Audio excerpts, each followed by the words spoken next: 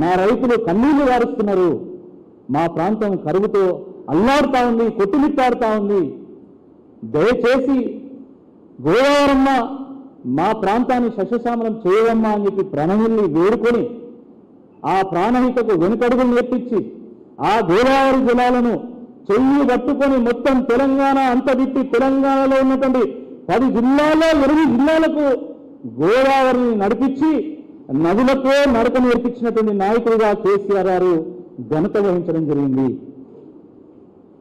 దీన్ని కాంగ్రెస్ పార్టీ నాయకులు గుర్తుపెట్టుకోవాలి. 60 ఏళ్లలో మీరు వేలెళ్ళి 6 ఏళ్లలో సుసాధ్యం చేసి చూపెట్టినటువంటి నాయకులు కేసీఆర్ గారు.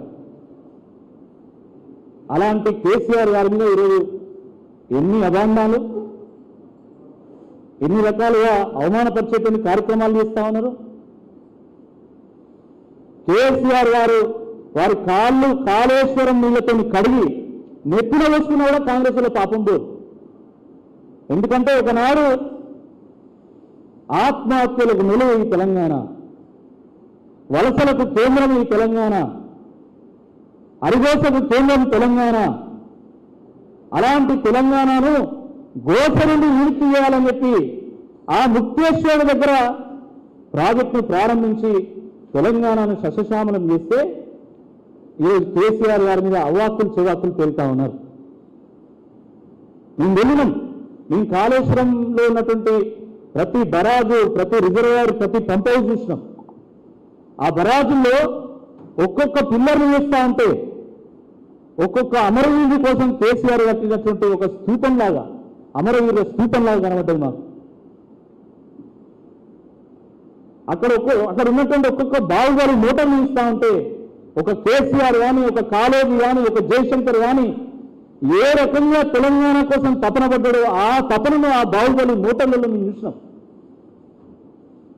ఆ పంపవీల దగ్గర పరవల్లి దక్కుతున్నటువంటి గోదావరి జలాలను చూస్తూ ఉంటే ఆ రోజు తెలంగాణ కోసం సకల జనుల సమ్మెలో సబ్బండ వర్గాలు వచ్చి జై తెలంగాణ అని ఏ రకంగా నిర్ణయించినాయో ఆ జలాలు కూడా ఆ నినాదాలతో బయటకు వస్తున్నాయి అని చెప్పి భావించినాం. అంత అద్భుతమైనటువంటి ఒక ప్రాజెక్టును కేసీఆర్ గారు రూపకల్పన చేసింది. ఈరోజు కాళేశ్వరం కూలేశ్వరం అని మాట్లాడతారు.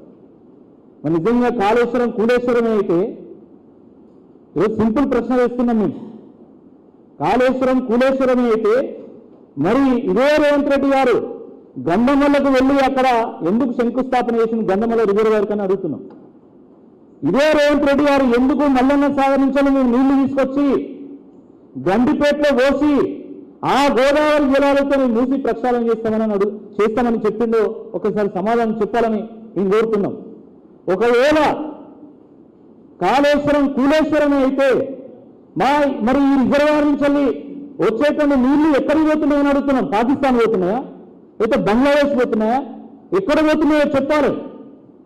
ఈ పొంగులేటి వారు, ఈ తుమ్మల వారు, బట్టి వారు ఆ పంపేల దగ్గర నీళ్ళు అప్పగించి మొత్తం నీళ్ళ మిగుతాలా మరి ఎక్కడ పోతున్నాయో చెప్పాల్సినటువంటి అవసరం ఉందని చెప్పి ఈ సందర్భంగా గుర్తు చేస్తున్నాం.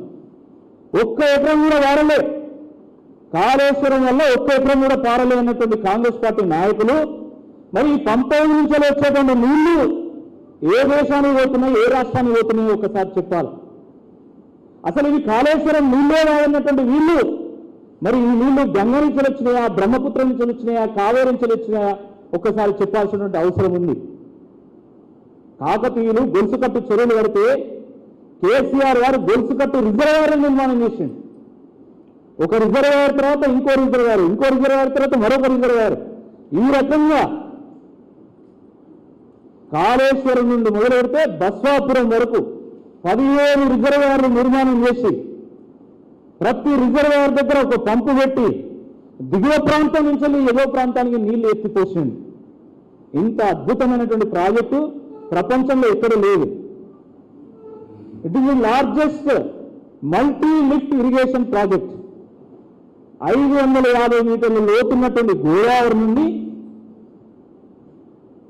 అన్ని పంప్ హౌజులు 21 పంప్ హౌజులు పెట్టి లిఫ్ట్ చేసి జంట నగరాలకు కూడా గోదావరి జలాలను చేర్చినటువంటి నాయకులు కేసీఆర్ గారు.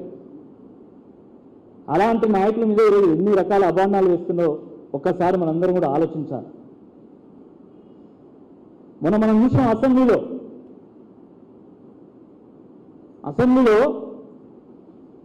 మనం తోడేళ్ల లెక్క తొన్నాడు మంత్రులందరూ ఏ రకంగా హరీష్ రావు గారు ఎంబడి వద్దో మనందరం కూడా చూస్తాం.